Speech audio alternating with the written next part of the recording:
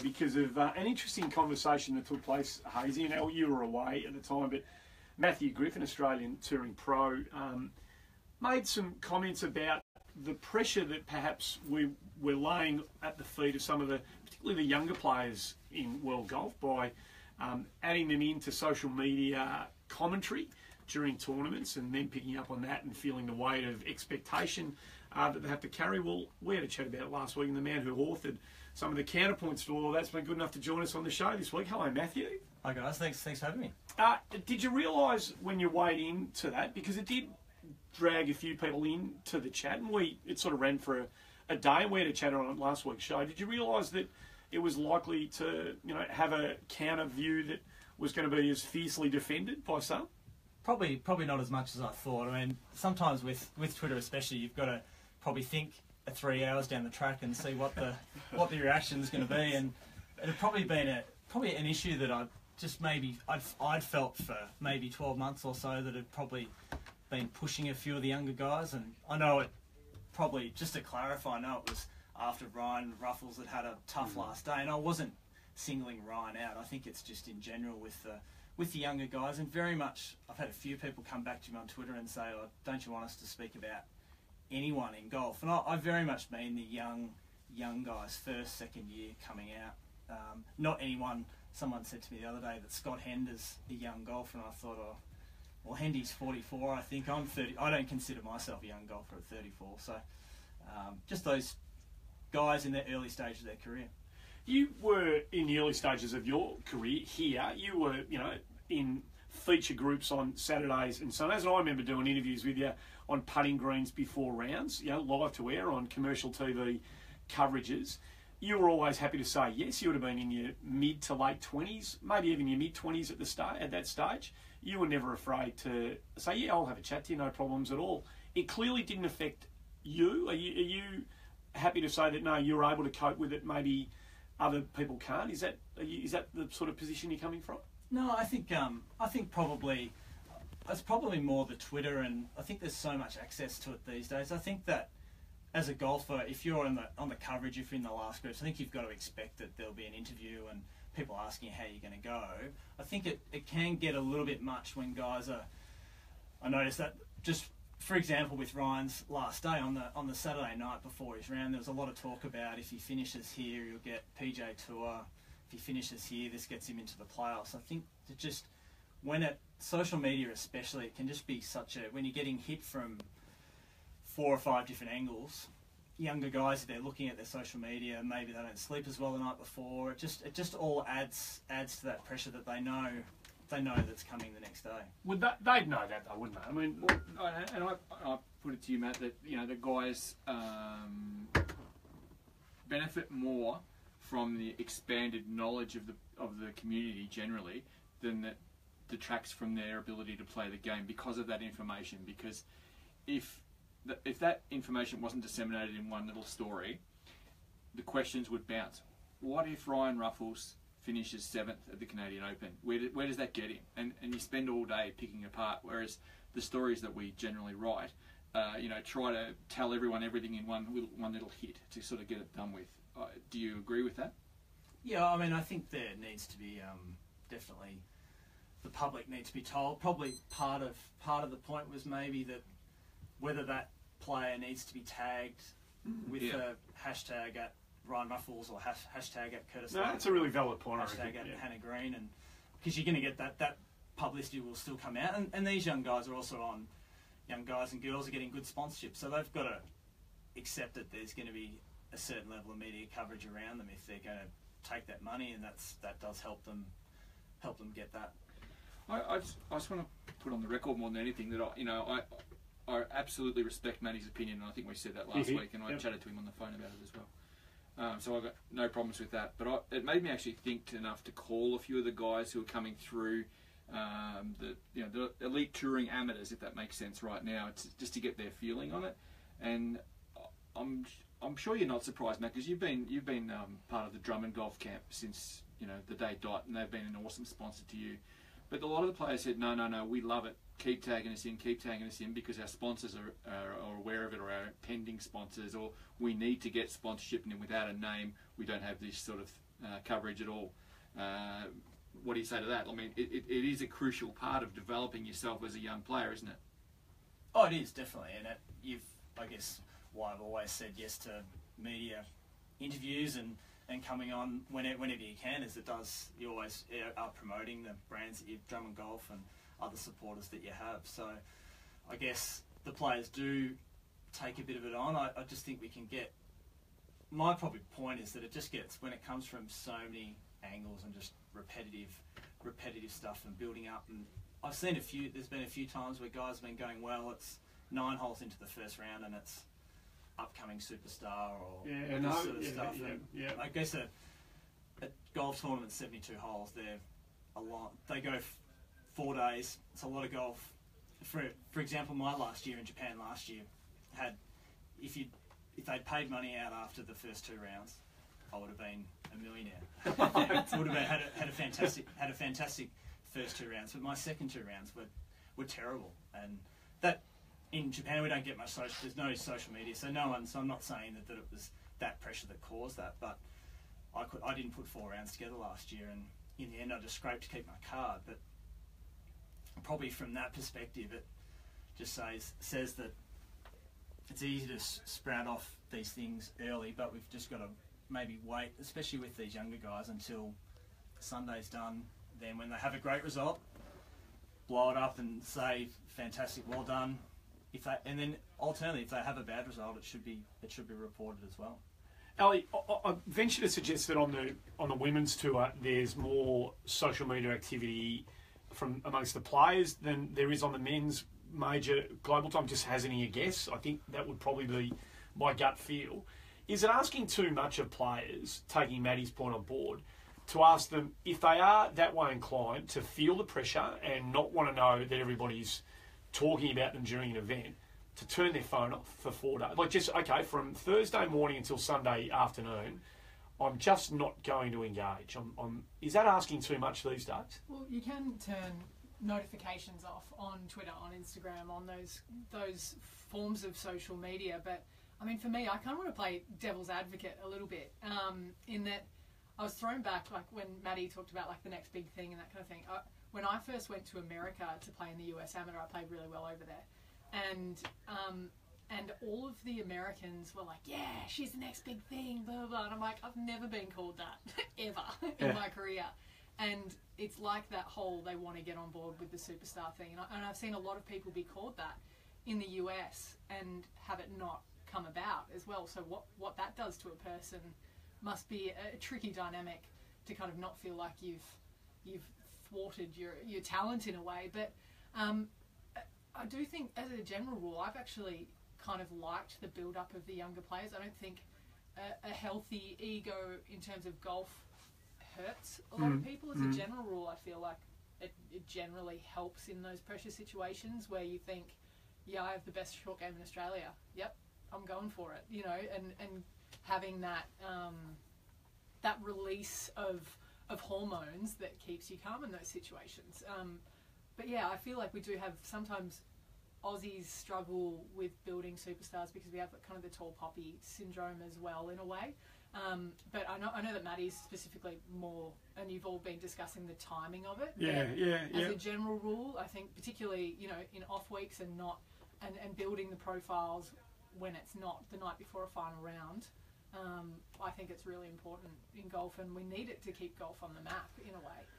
Well, Hazy, you probably shoulder as big a burden and responsibility as just about anyone in Australia, as the media manager for Golf Australia, and somebody whose job it is to make sure that we, you know, the broader sports-loving population of Australia in particular, know who these young players are.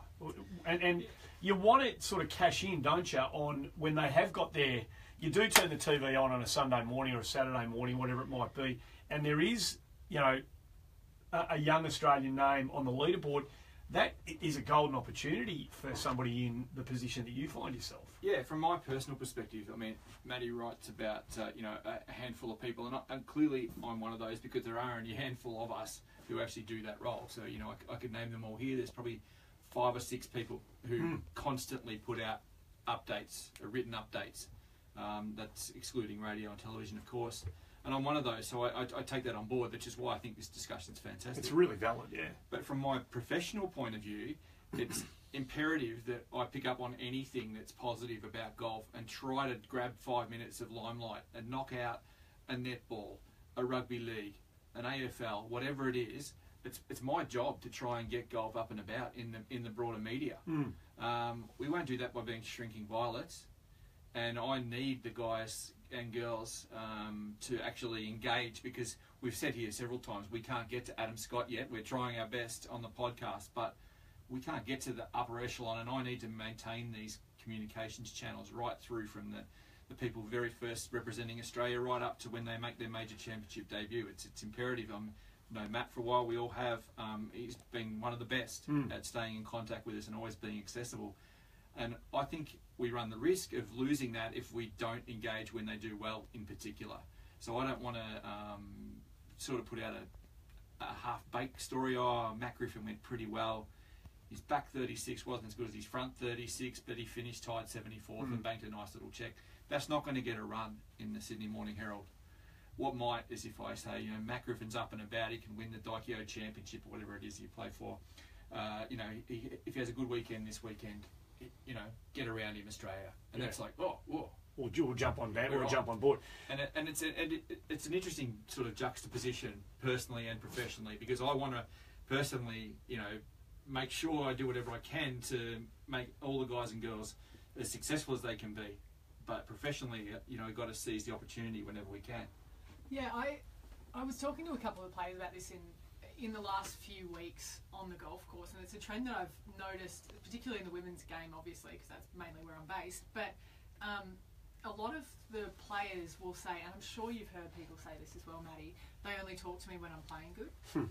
And it's something that we all, like, it is, as players, we've, Matt and I have both had that, where someone will say, hey, and walk straight past you because you're not in the top 10 that week and they don't have to talk to you. And now that I'm on the other side of it, I kind of understand it a little bit more, because their timing is so that they have to be focusing on the main stories that week. But it's something that I've actively tried to fight, because I remember feeling that way. Like, I've walked past commentators on the LPGA, on LET, and gone, I don't think she even knows my name. Yeah, right. And I'm a player. And that's kind of hard to get your head around. I'm sure Matt has had similar things where you walk past, and commentators are, I don't want to have a dig at my fellow colleagues, but it's something that I think we can all work on is keeping on for those other moments as well. Yeah, well, I think there's a great example of that at the Open Championship a few weeks ago. Finishing the first round after having quite a decent day, starting well. You've got 3 or 4 Aussie reporters over there jumping down your throat, ready asking for any comment. And obviously, I had a bad back night on Friday. But you walk off, and the media guy at the Open goes, "Oh, come over here to the Australian area," and there's no one there. And I would have been obviously disappointed.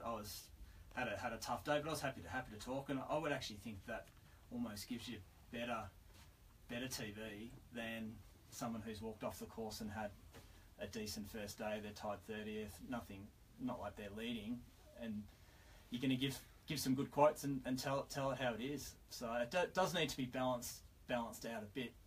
That's a really good point. And that's part of my point, I think, is it can be very, very quiet and then extremely loud.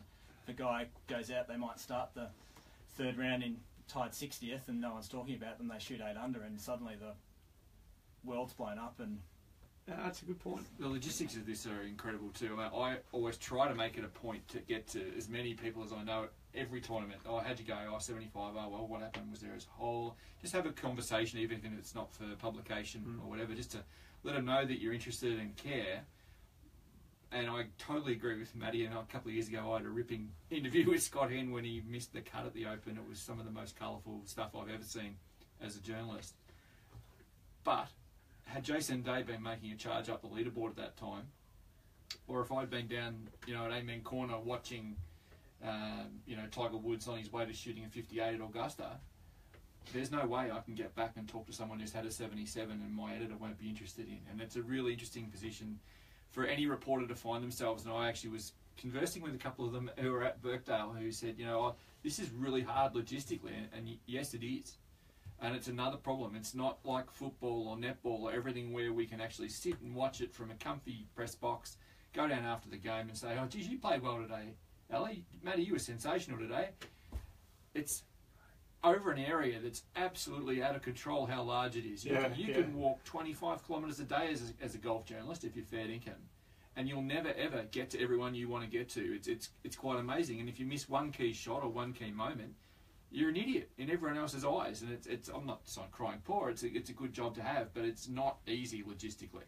Well, wouldn't this be a great reality that if the game had such a broad interest in Australia, like it did, when you were a wee boy and I was a couple of years older than you, but it was back page, front page, dominating, ratings numbers on commercial TV. Like the Golf Channel feeds the machine in America, wouldn't it be great if there was an outlet in Australia where every story had a place to be told? Unfortunately, at the moment in Australia, it's only a Greg Norman-esque car crash or an Australian shooting 63 to get into contention. Unfortunately, all the stories that you're talking about, Matty, and UL, there's no place for them. We can go and knock them over and get them on tape, and what do we do with them next? But if there was a one-stop shop, and GA's media arm or or whatever it was, everything there was one place where all these stories could be told and housed. Well, there's golfing nirvana from a media perspective, at least. Yeah, well, I think just getting the players and the media to understand each other a little bit better would be helpful, and it's something that I've seen a lot of. Like even the Aussie girls, like talking to a couple of them last week, and they're like, oh yeah, haven't really heard much from and I did something really good to get into the British Open, or those kind of things, and they feel almost disenfranchised by it, and it's funny because they're kind of sensitive. Like golfers in the nicest way, they want. When they play well, they want to be noticed, but also they want you to say hi when you walk past them, because otherwise they feel like they're not worth the time of the media, which is a really hard thing to get your mind around, given that you see players like Tiger Woods and those guys getting media all the time. Just finding the balance and finding a symbiotic relationship between the players, because you'll end up, like I say you, it's me as well, but the media will end up having better access due to a better relationship with the players, and just discussions like these where Matty understands Hazy's point of view, and I sit somewhere between the middle, and it's a hard position to be, but just finding a way where everyone gets the roles and knows what sells on the media side, and then they understand what the players are going through, so we get more access in the end, I think, as a general rule. No doubt about that. Yeah, no doubt. Well, it's good. It's a good conversation that we wouldn't have been having without you providing your counterpoint to it all. So good on you for it's better front than that. footing. It's great and it's rare. Yeah, absolutely. I just think it doesn't matter if Matt and I came to punches on Twitter, that would be fine, because it would actually get some points of view across and allow the conversation to take place. And it's been you actually said before, Twitter and think in the one sentence. Okay, so before we get a clear view about where you're at, going back to Japan and what's in front of you, let's talk about some of the other bigger issues that have been rolling around. And you are a thoughtful, you're a thinker of the game. Where are you on? We've spent this is our 12th episode doing this, and we probably haven't had too many episodes where we haven't mentioned anchoring as an issue, given what some of the old boys are doing and what was happening at the British Open or the Open Championship. Where are you? You would have been watching this. You would have been seeing it. Where are you at with this one at the moment? I've always been pretty strongly against it. And I think probably the biggest mistake was when the RNA and the USGA changed the rule and didn't make it. The putter had to be the shortest club in the bag or under a certain length, because they've left this massive grey area that whether they deliberately did it or not, or for what reason, it does put a cloud over a lot of guys, whether that's fair or unfair. It just doesn't look right. So we were talking about I think it was Clates a couple of weeks ago, and I was interested to read what Grant Dodd was offering after Bernard Langer and Scotty McCarron had brought this very much to a head a couple of weeks ago. By the way, they were putting in one of the seniors events over in the States. The pressure on playing partners. How difficult would it be for you if you're playing with someone and you see this? Well, how difficult is it for you to take this beyond you going, well, that's not right, to the next level and actually believe that something's going to be done about that? Is that whistle and Dixie, that you think that something might actually be altered, a player's behaviour might be changed because of concerns that you as a fellow player might have? I think it's extremely difficult for a player because there's such that grey area, and I don't think the players have the confidence that if they were to say something, there'd be the support that would come back and back them up, and then I guess you get looked on as a bit of a lagger. As a lagger. Yeah. Can you imagine what would happen if you were paired with Bernard Langer and you dobbed him in? Oh, it'd blow up. It'd be incredible. And the hardest thing is that no one can definitively say that he is doing it. Yeah. And he might, not to, for Bernard, but my view on it is that guys they might not anchor the putter 99 times out of 100. But what's to say that they've got a 4 foot on the last to one make the cut, one win a tournament, that hand just doesn't slip back onto the chest and helps them out on that. No one's to say that he or she doesn't do that. They just that moment becomes so big that they do just press it rather than lean it on the flapping shirt. I mean, Mark Allen, great mate of ours, Hazy, and everybody involved in Australian golf. He's very black and white on this, and it comes down to dollars and cents as far as Marco's concerned. He's big on this, and it's sort of hard for Matty to probably say what he wants without getting himself in trouble. But I'm not trying to put words in his mouth, but I'll paraphrase Mark Allen. It's costing these guys and girls money.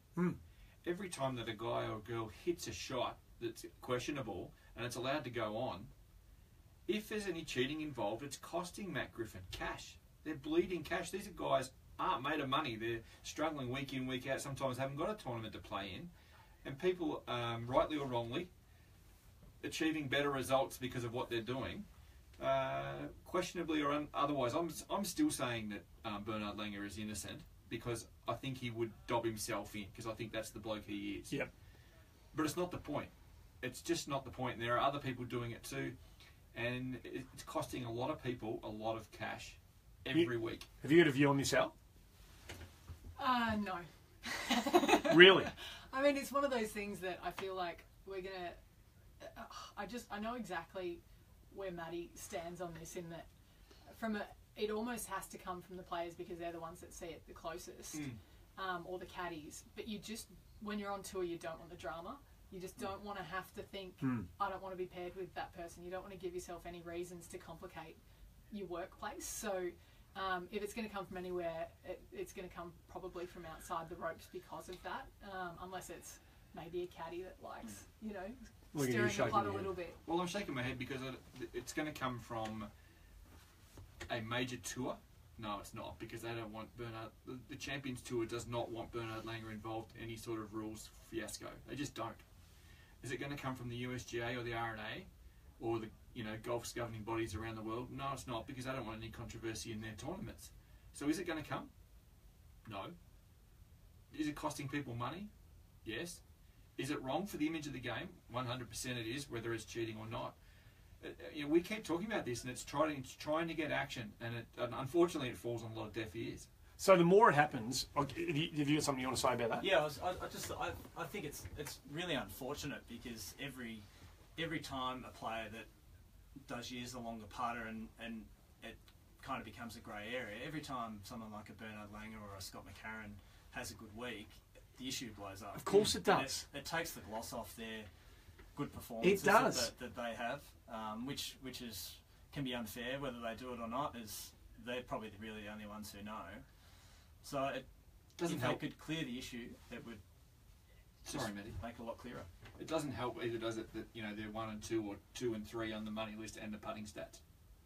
No, it doesn't. Well, you've got a guy up in Japan who's top. I know he's top 10, might be top 5, and he became central to this discussion during the Open Championship because he shoots 65 or whatever he shot on the Saturday to catapult himself into contention. So there's another guy who, on a major tour now around the world, is making a lot of money, and we're talking about Sean Norris, and sits top. I think he's top 5 order of merit, certainly top 10. He's a long way. He's definitely top 10. So this is not this is not a hypothetical conversation we're having. Oh, what if a guy or a girl, is making a lot of money? You're talking about 1 and 2 or 2 and 3 on the scene. You're talking about a guy who's top 5 in Japan, there or thereabouts. So this is actually happening.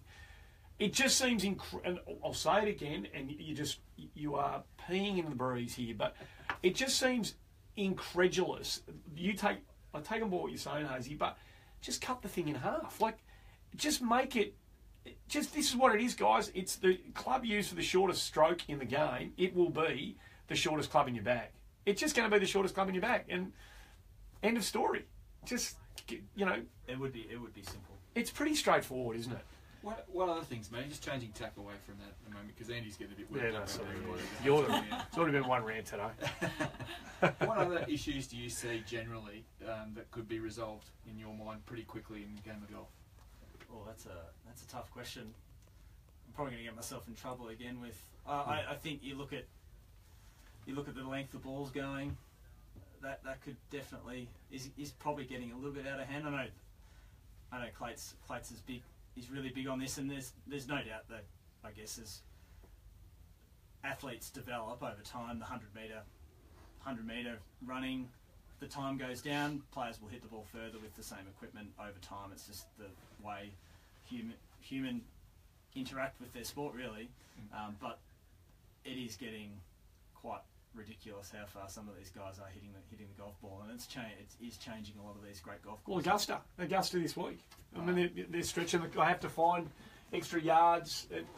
You wrote the story for golf.org. Yeah, Augusta's my great hope. I'm not a massive fan of all the Green Jackets per se, but they're the great hope in that they've got such power in the game of golf that they can act independently in theory and actually change what happens. They could make you go and hit a hot dot for that week, and just play the game as it once was. Love hot dots. I bet you if you find a hot dot now, you hit one in the rubbish, and you go in there and there's a ball over there, it's under a bit of, and you pick it up as a hot dot. You don't put that in your bag. You chuck it over the fence, don't you? Yeah, of course it is. Practice one to the dam. Yeah. But the point being is that they've opted against standing up against what Matty's talking about there this week by buying land at the Augusta Country Club.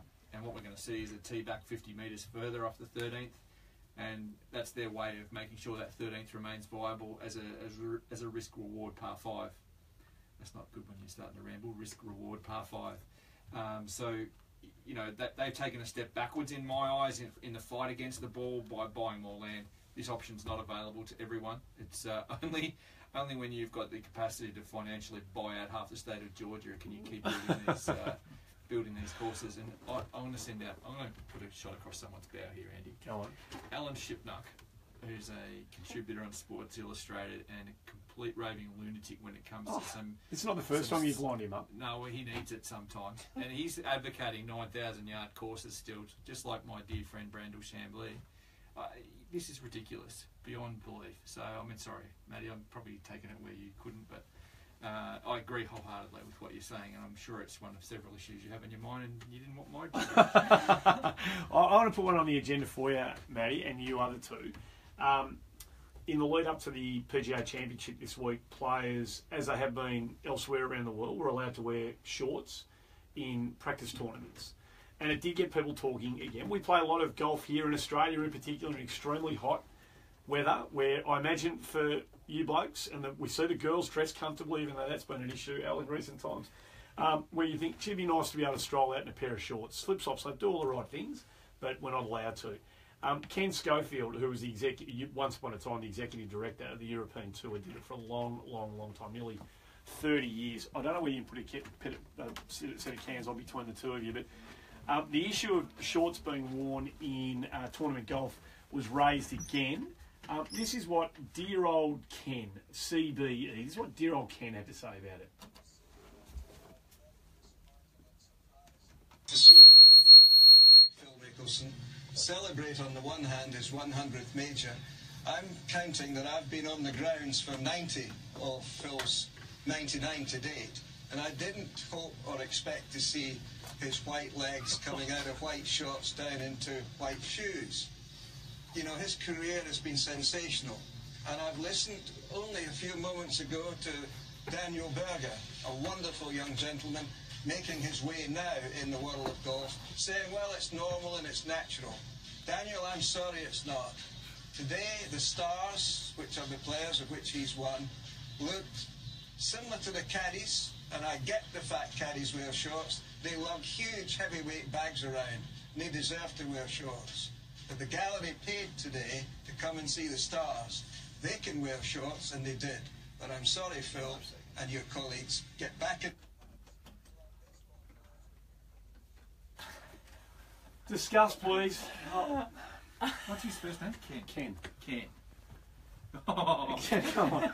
oh Ken, mate. he was the executive director of the European Tour from 1975 to 2004. He's, he's been awarded birthday honours from the Queen. He's in the World Golf Hall of Fame. His contribution to the game is clearly, an extraordinary one. I'm not saying that you necessarily want to wear shorts, Matty. This applies to you more than it does to any of us. But this is, to have a view like that, and we're trying to make the game, we're trying to keep it modern and progressive and appealing to players to play. I mean, that is such a retrograde view. I would have thought. I'd be keen to get your thoughts on it. No, I completely agree. There's plenty of bigger issues in golf than players wearing shorts in practice rounds. What about? What does he want us to do, Andy? Does he want us to go back to the 17th century? Maybe we should put some pantaloons on or I something don't like know that. what he wants. I don't know what he wants. Really flare it up. But what about the next step? You say practice rounds, no problems. But what about tournament rounds? What if the option was there for you to wear? You're playing in 90-degree humidity. It's a 29-degree day, so I imagine you get some pretty, challenging environmental conditions up in Japan. We certainly do here in Australia. We do everywhere. It's a summer, by and large, it's a summer game. What if the option was there for you to wear shorts? Oh, you'd take it for sure, I think. We play in some extreme conditions in the next 2 weeks when I go back to Japan. We'll be playing, it'll be mid-30s and 80-90% humidity. Yeah. And it'll be horrible out there. And if you could wear shorts, it would help that a little bit. Not everyone will do it, but it's nice to have the option. I remember playing a Victorian Open at Spring Valley when we were in the midst of the drought. It was 46 degrees and we're out there in pants. It's crazy, I think. And I know guys talk about these players not being. Most of the golfers are athletes these days, so it's not gonna look ridiculous. And Who cares if it does? Who cares if you've got legs like Michael Hayes? It's still Phil Mickelson, whether he's wearing shorts or pants. I don't change. Some of those possums falling out of a tree at Spring Valley, they were in their long pants, Andy, that day. It was extraordinary. Matt, you were in the field at the I think it was the Surf Coast Knockout. You're in that field. Yes. When that was allowable for the week because of the new funky format. Good on Langers. Yeah, which is awesome from Langers. We love Langers dearly. There were some pretty odd-shaped legs out there. Let's be honest. I don't know if you want to name names. I won't name names. I've probably been controversial enough recently. But was it There were some odd-shaped legs, but you know what? No one talked about it. It was on the surf coast. It fitted in perfectly. Of course if you wore long pants in those conditions, people would question your sanity. You want people to feel engaged, and Ken, I just, seriously, this is why golf is such, has a such staid sort of atmosphere around it from an outsider's perspective. We're all inside the tent. We look at it from a different way. This is what people outside the game look at us and go, "Are you kidding me? Are you kidding me?" Well, like going from neck to knee at the Bondi Beach. It's just outrageous. I lived through the age where when I was a junior member at Commonwealth, you had to have walking socks pulled up to just below your knee. So you're a 21-year-old kid going out and you're getting your mates to come down and play golf in the middle of summer. You've got Sunday afternoon, you're bringing 3 mates down to Commonwealth because they've heard about the course and they want to go and play it. And say, "Oh, boys, by the way, you've got to wear socks pulled up to your knees." And they have never worn socks pulled up to their knees. Not since they were in grade 5 in 1975 have they worn. And you think, these blokes, they probably don't want to play now because of this ridiculous. No one is suggesting come on with thongs and footy shorts. No one's suggesting that for a second. But it's. And if we can do anything to get the stuffiness away from golf, we need to do it. It was playing the Memorial a couple of months ago. I was fascinated by how big the tournament was and how big the crowds were, and sort of trying to compare it to why can't we get that back at home? And it's the tournaments, though, they're a big party. People go there, they're drinking, they're having a good time, and there's such a different demographic. It's a young demographic at the golf. There's people there that aren't necessarily there to watch the golf. They're there just similar to the spring racing carnival. Picnic atmosphere. Whereas if we make it too stuffy, that doesn't work. And we've got to do everything we can to try and engage that younger audience. Before we let you go, and you've been really generous with your time, back to Japan next week for you? Home next week, and then That's Japan right, the week after. And really busy schedule towards the end of the year, and hopefully all going well, I'll be able to get back for a couple of the Aussie events to finish. Can you use your significant influence to try and get some of the Japanese tour available to the rest of us so we can actually watch it somehow? It is the great mystery. We've spoken to you about this before. It's one of the great mysteries of world golf. It is. It's people don't believe you've got a guy like Brendan Jones up there who's won 14 times, had a really successful career, and no one really knows who he is. He plays an Australian event, and not many people, unless you're a really avid golf fan, you don't know who this guy is. Only we tagged crazy. him in on Twitter. Oh, sorry, mate. That was bad. Maybe at the end of tournaments it'll be fine. Just so you've got a stretch of tournaments coming up between now and potentially the end of the year, as much as you kind of want to play. Really, can you tell us before you came on? You were telling us about this match play event that you've qualified for the final 32. I was looking at all your stuff, and there was no mention of that anywhere that I've noticed. Can you tell us quickly about that? Yes, even to the players, it's a bit of a mysterious event. They've had 8 automatic qualifiers to the top 32, and then the rest had to play off. So we had 2 matches you had to get through. The draw was wild. I ended up coming up against the number 1 on the order merit for some unknown reason. Maybe that was to knock out a couple of foreigners. But fortunately, got through a couple of matches, and we'll go back. We go back in about 3 weeks' time for the top 32 matches and run straight through to it's sponsored by ISBS Handle, who's a great supporter of Australian golf. So really good event, big money, so important one to play well. My season's been a little bit off track up there. I've missed a few events and haven't played as well as I'd like. So a good event there, and I can be back on track. Just again, golf statistics are my head spins a little bit trying to work it. But your numbers look better than your current position in the money order. Is that a fair read? Your numbers actually look pretty good. Very much so. Actually, I credit to your research. You've dug deep to find those. I had to do it. It was hard work. But no, I was actually having a look at it earlier, and they do. The numbers kind of suggest I'd be sitting 20th, 30th on the order merit, whereas I'm sitting about 80th. And part of that's the 2 events I've played well are the smaller money events, so obviously that doesn't translate. But it's hard to explain. But I guess the good thing with that is that underlying it shows my form's not too bad, so hopefully we'll turn around quickly. Good luck, mate. Thanks for joining us on the show. Thanks for having us in. Matthew Griffin, our special guest on Inside the Ropes.